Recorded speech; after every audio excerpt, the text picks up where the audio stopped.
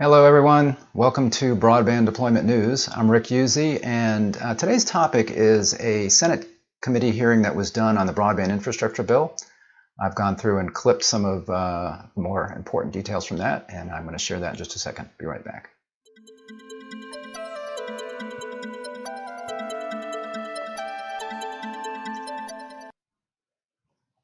Thanks for joining me. Again, Rick Uzzi here with Broadband Deployment News. So back on February 1st, a Senate subcommittee did a hearing with Secretary Raimondo from the Commerce Department. So she's head of the Department of Commerce, which encompasses the NTIA, the National Telecommunications Organization that is managing the broadband infrastructure bill that was just recently passed. So they're the ones that are putting together everything and be working with the states on getting those grants out to the states, who then will subgrant that out to entities in the state, service providers, cities, EMCs, whatever, that are going to be providing the service to the end user. So I went ahead and clipped some little bits of video from that that I'm going to play here, maybe do some comments on. And this is probably part one. So I thought there were some pretty interesting questions. And good comments, things that I thought about. So again, I'm just going to go ahead and go through this, and I think what you'll find is that there's a good. Where did I put this? There we go. Referenced in our opening statements. Actually, I'm going to go back to the start there. I couldn't remember where I had put that. So I think you'll find that there's good questions and some good answers, and I'm actually kind of comfortable with the way this is going, because it does seem like they're really on top of things. So that's always a good sign. Here we go. As we all referenced in our opening statements, this is funding that we want to see get out the door. And the timing is really going to be dependent on a number of things, but you mentioned the Broadband Equity Access and Deployment, the BEAD program, which is really dependent on the creation of those FCC maps. And the concern that we have in New Hampshire is not just when that's going to happen, but also how accurate those maps are going to be. And I can tell you previous maps that we've seen in our state, and I'm sure everybody has a similar story, have not been accurate. And what she's speaking about there is that issue that the current FCC maps are based on FCC 477 data that telecommunications providers were providing to the FCC, talking about what speeds they're providing consumers, and they were based on census blocks. So if they just report it's literally just one customer, and one customer in a census block has a specific speed of broadband, then that whole census block is considered served. It's usually not that extreme. So you've got a census block, and they might have a portion of it where customers are served and a portion where it's not. But that whole census block on the map shows up as served. So obviously if you're one of those unserved people, then that's an issue. So that is what they're trying to fix, so that we know what's unserved and what's served as far as broadband goes. They have not shown where the dead spots are and where the coverage really needs to be.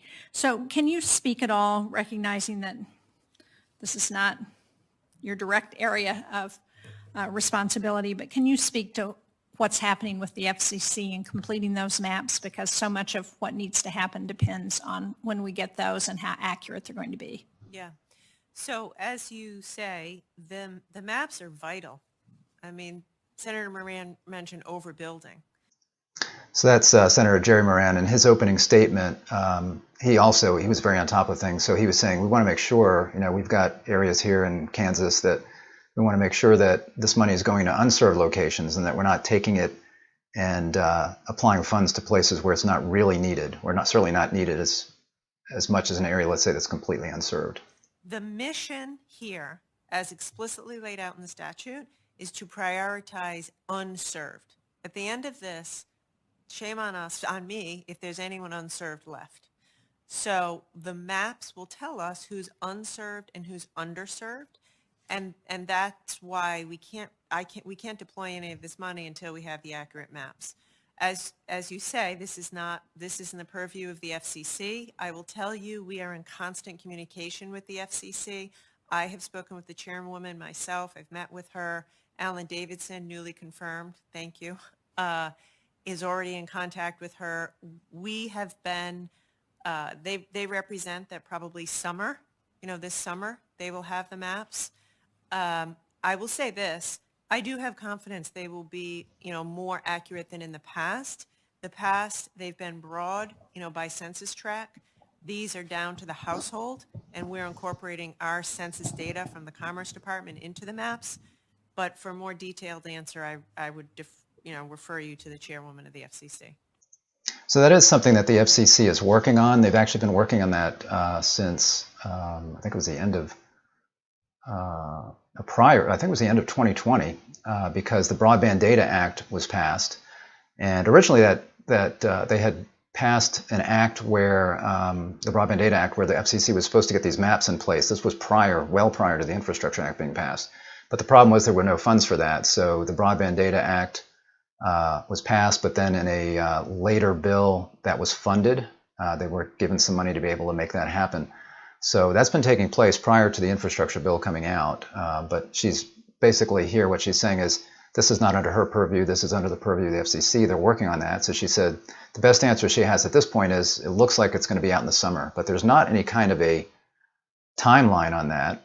It's just that the maps need to be out before any actual broadband deployment funds can be allocated. They can get some planning funds prior to this, but actually construction, doing those kinds of things, the maps have to be out. So again, it's not in her purview, but it sounds like she's staying on top of the situation with the FCC. Thank you. I appreciate that. Can you, obviously one of the other aspects of that is what the challenge process might be if there's concern about accuracy. Can you speak to what the department's thinking about in terms of any kind of a challenge process?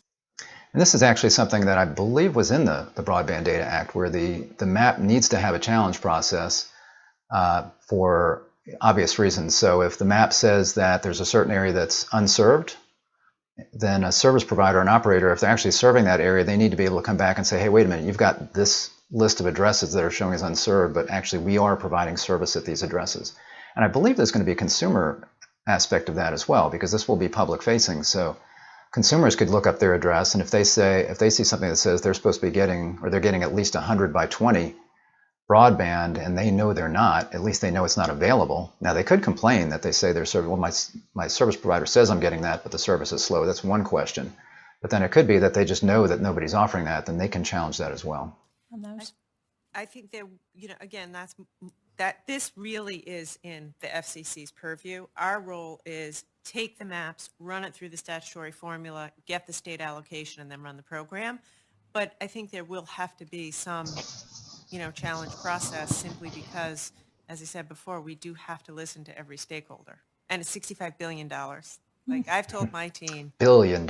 Better, yes, you have to go fast, but you really have to get it right. Well, thank you. I appreciate that. And I appreciate that. How does the NTIA plan to address those coordination issues? And can you assure states that there will be some opportunity for input as you're developing these plans? I believe there was a portion of the question there that I cut out. There was kind of a rambling kind of question there, so I cut out the portion there. So what she's asking about here, prior to that cut, is she's saying there's lots of different areas of money and organizations that are going to be dealing with it, from the USDA to the FCC for the Affordable Connectivity Program to, I think, Department of Interior maybe for tribal broadband. So, but the NTIA is over all of this. Department of Commerce, NTIA are over all of that. So that's the question that she's asking, and then how they're going to work with that, with these different organizations. Yes, absolutely. So a few thoughts. It is true, as you say, the USDA has some money here, Interior does, Treasury does, we do. Our goal is to the extent possible, have NTIA be like one-stop shop. We cannot be asking governors and mayors and tribal leaders to deal with the alphabet soup of government. We have to make it easy. So the way we plan to do this is we're going to have a single point person at NTIA in charge of every state. One person. So I know when I want to know everything about New Hampshire, I go to the New Hampshire person. Right now, we're in the middle of intense stakeholder engagement. In fact, we have a request for comment, which is open right now. I spent the weekend with the governors at the Governors Association, the weekend before with the mayors at the Conference of Mayors. we are doing everything we know how to do to encourage robust stakeholder engagement. The last thing I'll say is the way this is going to work is every state has to give us a state plan, which will be made public. We're requiring them in that plan to lay out all the federal monies they're using for broadband so we can see it all in one place. So we switch here to Senator Moran, who, again, he had an opening statement, but this is now a question that he's asking. And his question specifically, I think, is a good one, which is one that I've had, which is if you've got federal funds that are have already been allocated to certain areas that are considered unserved today, but are not deployed yet, and maybe not even released yet, how is that going to impact what these maps are going to look like? So it's a great question from him. One issue that I foresee is the uncertainty regarding whether currently unserved areas are still going to be considered unserved if a separate federal broadband program like the FCC's RDOF has awarded funding for those areas, but a network has not yet been built out. And he brings up RDOF, which is a really good example of this, because that money right now is just starting to be released by the FCC. I shouldn't say starting, they've been doing it for the last several months, but there's still a lot of areas that have been where service providers have won the auction, but they've not yet received the funds. So those are being released slowly, and there's some that have defaulted recently. LTD Broadband had a huge number of defaults that now are going to have to go back, and I don't know if they're going to take the second place winner there and say, okay, you're second place, you can now decide if you want to fill out the long form application and do this. There's still the question of SpaceX and their Starlink service as to whether they'll get any money. They won quite a few census blocks around the country. So all of that's kind of up in the air. And then the question is here from him, if there's an area that says federal funds are likely or could be awarded an area because of this auction, for example, or other funds, maybe US Reconnect or ARPA, that haven't yet been built out, what does that mean as far as the map goes? Creates the risk that some states could lose out on a significant amount of money as RDOF awards cover broad swaths of some of our states. The risk is compounded if previously identified projects ultimately fails to deliver the money, RDOF money. So a concern I raise with you is, does RDOF, where they intend to go but haven't gone, does that eliminate that area from being unserved? Will there be, maybe there's a response from you before I go on. Maybe it's just an issue to raise with you. Yeah. So you're saying RDOF is supposed to have covered these areas, hasn't yet. Will they be counted as served in the map? Right. If those areas or those states get left out because RDOF may do something and hasn't done something, and I guess if the word is they may do something, it's also they may not do something. Right. We need to make sure that those broad swaths of areas of states across the country are not excluded. I understand. First of all, I agree fully and completely. Again, my job is to make sure everyone is covered at the end of this. By the way, this is exactly why we're doing so much stakeholder engagement and why we're obsessed with getting to people on the ground, which is what I told the governors. I have to look into this and talk to the FCC and get back to you. And I promise you I will do that. My staff will follow up with you. This is great because, she is very competent, and you can tell that she's really up to speed on what's going on. And if she doesn't know the answer, she says, I'm not sure of that, and it's not in my purview, but I will get back to you on that. So I'm very impressed with her. I think she's doing a great job, and you can tell from the hearing and how she's answering the questions that she is concerned about the amount of money and also making sure that it's going to the right place. And as she said, shame on me if at the end of this, not every single person that wants to get broadband can get broadband. By the way, it's exactly this sort of excruciating detail that we are in the middle of figuring out, which is why these engagements and requests for comment are so important. It is a reason I'm so pleased Senator Shaheen has called this hearing now. Yeah. Instead of after the fact. Yeah. I would say many of the policy decisions, of which there are many, we are in the process of figuring out how to implement, and that's why we're doing this request for comment now. So I will follow up. Let me, before I lose my time, and I hope to have opportunity to ask some additional questions. I'm going to tell you the Kansas Broadband Development Office, and that's the person that I think you'll be your point person in Kansas, They have a staff of 2. And their ability to have the resources necessary early on to do their job is important. The law outlines that how these offices can receive an initial amount of funding and dictates that the department aid these offices throughout the process of applying for a grant and executing the program. Any explanation on what the department already plans to do to support state broadband offices during deployment, and how can NTIA allocate its resources to prepare to meet what will be a significant demand for technical assistance from the states? Yeah. 36 states have broadband offices, and they vary significantly in quality. The good news is NTIA has a long history of working with these states and has a pretty good feel for who needs more technical assistance. The way we're going to do this program is we're aiming towards a May 16th notice of funding opportunity. So you notice she says they're aiming for a May 15th notice of funding opportunity. That's because in the bill, which was signed into law on November 15th, it says they have 6 months to get those NOFOs out to the states. Now, there's no penalty I'm aware of, so it certainly could take longer. So that's maybe why she says they're aiming for that. They're kind of shooting for that. It could mean that she's thinking they're getting it out sooner, but I think it doesn't mean that it couldn't take longer than that date. It could be longer than 6 months. After that, the state has to give us a letter of intent that they want to participate. Then there's a $5 million planning grant, and that will then begin heavy technical assistance. That $5 million planning grant, that's part of the initial funds that each state can get. Each state can get up to $100 million in like a minimum allocation fund that they get. Prior to that, and then 5% of that, or the $5 million that she's talking about, can be used for things like helping to set up your broadband office. I think maybe broadband maps, those kinds of things, kind of prep kind of stuff. So it's $100 million for each state, for DC, for Puerto Rico, for all the, and then the U.S. territories get $100 million that they split among themselves.